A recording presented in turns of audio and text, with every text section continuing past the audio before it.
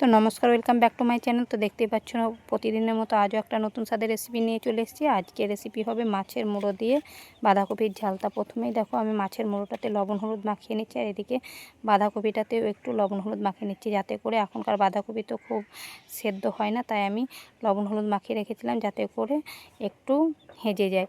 এবার দেখো অন্যদিকে কড়াইয়ে তেল দিয়ে মাছের মুড়োটা দিয়ে লালচে করে ভেঙে চুরে ভেজে তুলে নিলাম। ওই তেলে আরও খানিকটা তেল দিয়ে দিলাম পাঁচফোড়ন, আর কেটে রাখা আলুর টুকরোগুলোকে খানিকটা কষিয়ে নিয়ে দেখো এবার আমার বাঁধাকপিটা অনেকটাই নরম হয়ে গেছে। এবার ওই আলুতেই দিয়ে দিলাম বাঁধাকপি, খানিকটা নেড়েচেড়ে দিয়ে দিলাম আদা রসুন বাটা, হলুদ গুঁড়ো, ধনের গুঁড়ো, লঙ্কার গুঁড়ো, জিরের গুঁড়ো দিয়ে এইভাবে ঢাকা চাপা দিয়ে 3-4 বার কষিয়ে নিতে হবে। তা আমার কষানো প্রায় অনেকটাই রেডি হয়ে গেছে। এবার আমি স্বাদের জন্য দিয়ে দিচ্ছি অল্প একটু চিনি। এবার চিনিটা দিয়েও খানিকটা নেড়েচেড়ে নিতে হবে।